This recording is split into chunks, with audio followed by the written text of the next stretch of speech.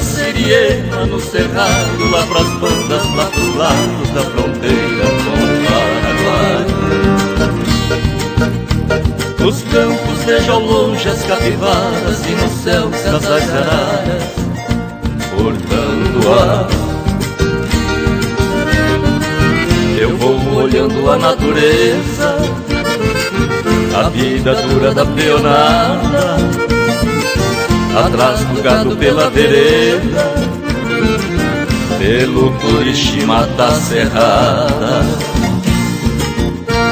O horizonte é um grande descampado, com o sol iluminando a imensidão,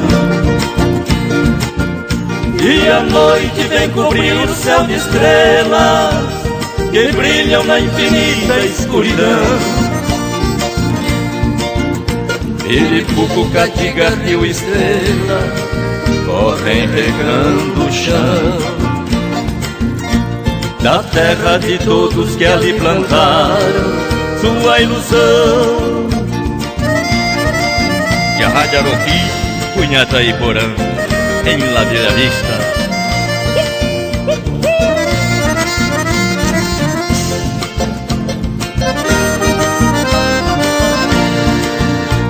Viajo nas asas do sentimento e o que me vem ao pensamento é pela vista do meu passado. Se o que eu vivi um dia não tem preço, existe sempre um recomeço e o futuro é semeado. Sombreiro, Machorra, Costa Peron, já estou na reta da água doce. Daqui eu vou mergulhar no APA e afogar mágoas que eu trouxe.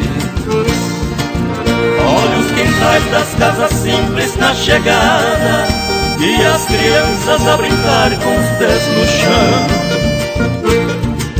Na velha roda de carreta encostada, a lembrança dos que foram e aos que virão. Cancha, Passo, Confiro, Anhandebá, bairro Nharon. Nunca teve Caiere, Bella Vista, Cueira, teve coração.